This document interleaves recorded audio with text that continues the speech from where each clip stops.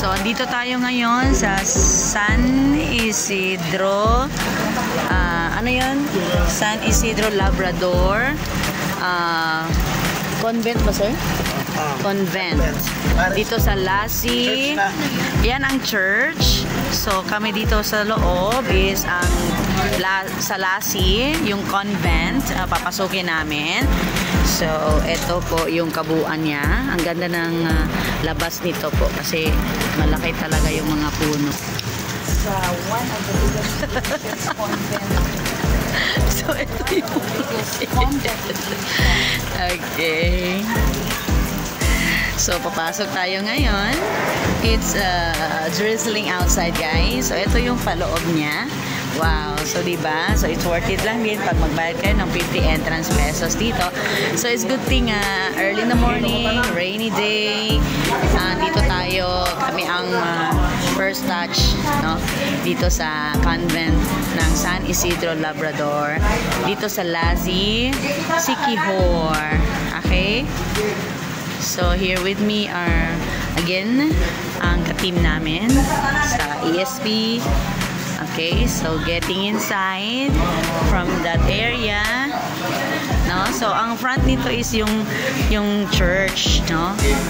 So, history of the convent is 1794 na evangelize ito dito sa Siquijor.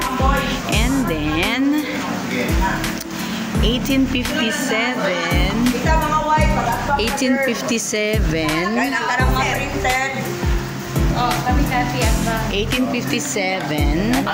yung Lassie begins a parish with Saint Isidore the farmer. And then 1884 dito lang ako sa kilid. The church is built under the supervision of Father Toribio Sanchez. In 1887, convent construction begins. No?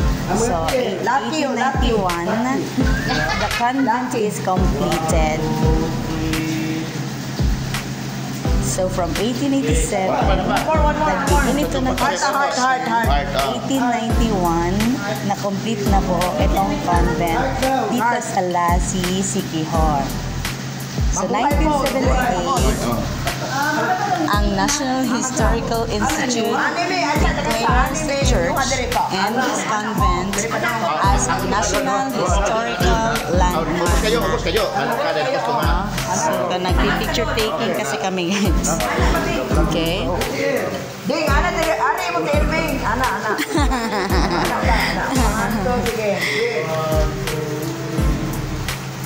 So, 1978, this convent became the National Historical Institute. So, na-declare ito as National Historical Landmark.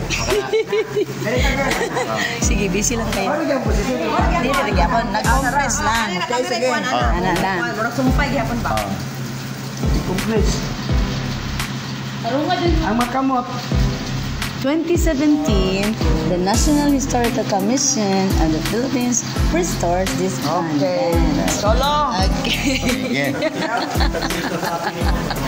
Sige. So, this started, no? They start to evangelize the Siquijor 1794. And then, the construction begins 1887.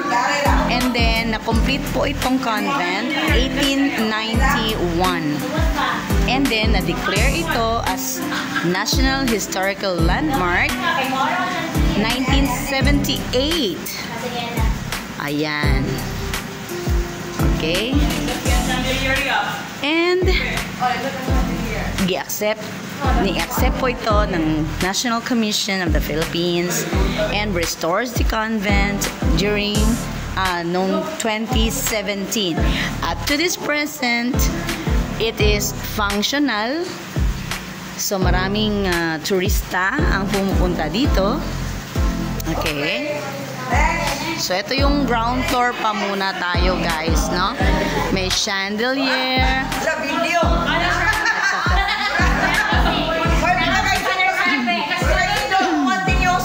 Okay. So, punta muna tayo doon sa taas naman pagkatapos dito. Okay? Okay, so andun sila sa baba, umakyat pa kami. So, ito yung second floor natin. As you can see sa back ko, ito naman yung the Convent of Lassie Siquijor. So, sabi naman dito, the National Historical Commission of the Philippines restored the Convent of Lassie. It's fulfilled its mandate to preserve historic Filipino heritage and inspire our people to value and take pride. Okay, so I'll just take a picture on this one. Okay, so andun. Ito na yung second floor natin. Yes, ma'am. Ma'am. Okay, so yun, may mga chairs tayo dyan. So, ito yung Fray Toribio Sanchez Hall. Fray Toribio Sanchez Hall. Ako naman. Aka. Yan ang musintana. O, nintana. Dari ko mag-picture. Ah, diri. Dari ko nung kota. Ana. Ah, dito ka. Okay, so from up here, try to look down here. So, it's very karaan na talaga. It's na very old convent na. Just, sa history pa nga is ni-reconstruct na nila and preserve nila. Ito si Maria Clara, andyan siya ngayon. Sige. Mana ka to stolen? Ha? Sige. Liyok lang, good. Liyok pa. Ano mag... Ito si Maria Clara. Buhay na buhay. Okay, next room is we have here San Isidro Labrador. Igampo mo kami. Negros Oriental Lassie. So this is a little of museum already because this convent is not used. Sir Archie is not used anymore for the nuns and the monks. So this is served as a preserve nila yung mga nandun pa sa previous years pa, no? So minentain na lang nila to. Dito yung mga relics or mga something na preserve nila.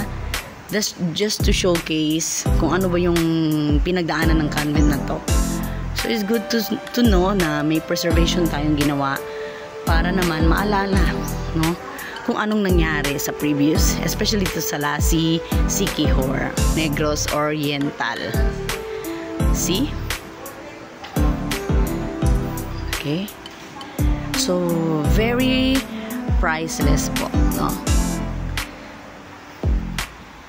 So, this is a national historical, no? Na-recognize ito. So, from this previous na mga years, ang makikita natin, okay, parang gimining exhibit na lang nila. So ito may picture tayo 2005 Parish Day, no? So inauguration, na-inaugurate ito noong 2005. And then may history dito, may mga significant dates talaga, no? At saka yung mga sulat kamay pa, no? Sino ang gumawa, sino pumirma dyan. Copy of the manuscript written by the provincial chronicler. Ayan. So, marami kayong matutunan dito, guys. Especially to your history class, no? Kasi may mga matitrace tayong mga significant events and significant dates. Especially, no? So, nindot, no? Maganda. Kasi na-preserve naman lahat. Okay? Ayan. So, andito kami ngayon, no? Just to have a peek on this one because this is preserved and museum na lang talaga yung convent. At least it's known as National Historical Convent and makikita natin yung mga iba't ibang ganap na nangyari. So I believe this is from the previous pari or the priest wearing this one. Ayan, Sir Archie, no? parang original sir, no? Nga ano pa. Very naka-embossed pa talaga, no? Ayan. So from the previous na gamit, no? You can see the attire. Kasi tawag sa attire sir, kapa? Ano saan vest sa pari, no? So you can see how it evolved, sutana, no? How it evolved from this one. Next line is to this one, no? Different color, different designs. Meron talaga itong mga significant na nangyari kung ano-ano ba yung nandyan sa sutana ng pari hanggang dito. So I don't know which one is the preview, so I just started at the back. And then andito na, no? Capa pluvial. Sabi dito is capa pluvial. Wow, no? This is a special cape or cloak used principally by what's this? Prelates during procession, solemn functions. Yun. Yan, see? Ayan, special cape or cloak. Ayan, no? So, very ano talaga. Si Dalmatica is what they call. This one is Dalmatica. And this is a vest worn by both the deacon and the subdeacon. So, ito yung gamit nila. So, I don't know what specific date, no? Ito yung kasulya. How do you say that? It's double L. Kasulya. So it's the outermost of a priest's vestment worn during mass and other liturgical ceremonies. Ayan, no? So, and then, the last one on the line is itong mga nandito, black, and yung nakikita ko, I think is close to the latest, is parang ganito na siya, no? Kani ang nakita ko kasi meron ng ganito. Okay, so maybe this is from at the back and hanggang dito yung current na mga style na ginagamit ko sa vest or sa cloak sa pare. Okay? Ayan. So, marami pa guys, no? Maganda. It's because it's a privilege also to come. This is part of education, so maybe sa history. I will came across on this one sa book maybe later, so I can relate it to my students, no? Kung ano, paano ba, saan ba, bakit ganito, or ano ba ito, no? So, ayan. Magamit din talaga ito for school purpose po.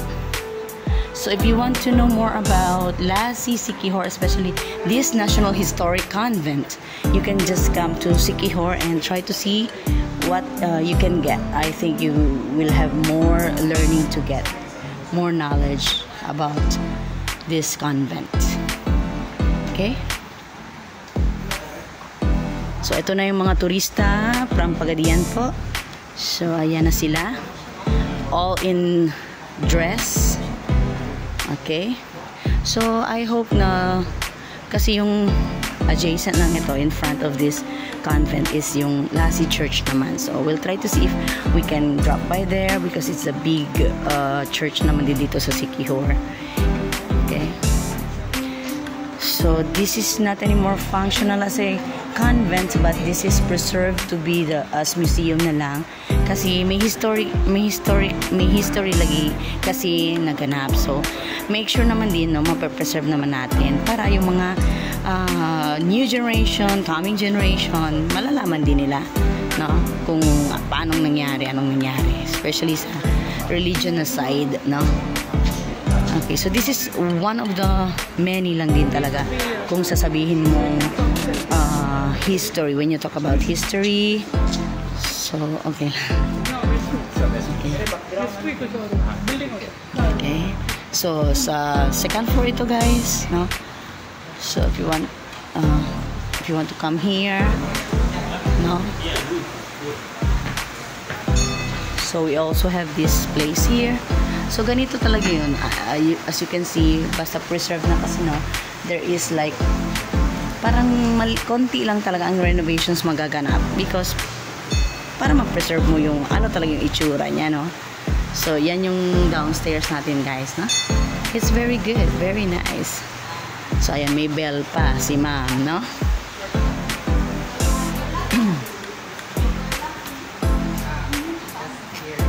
Okay. So, meron tayong mga kasama na ngayon na pumunta dito. So, it's kind of interesting, no?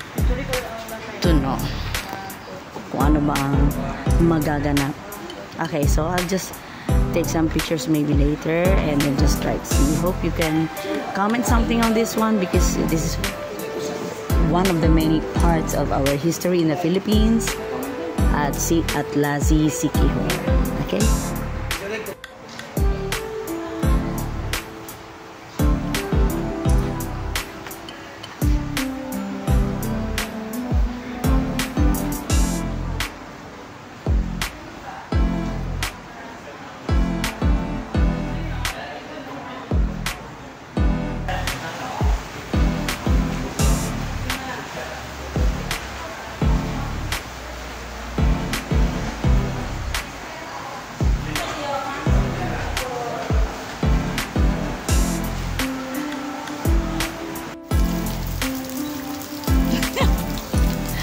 Babay po. Mo na ng phone? Lagi. Welcome to Janet. Hi Janet, welcome to your vlog. Yeah, ayaw kuya Pin. Ne. Kana siya.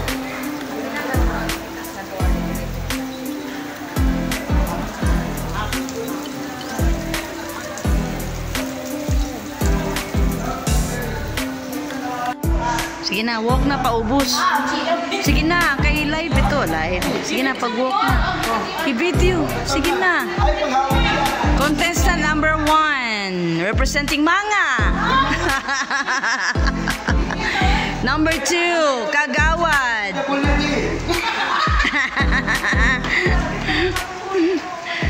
Number 4, from the city of Siquijor.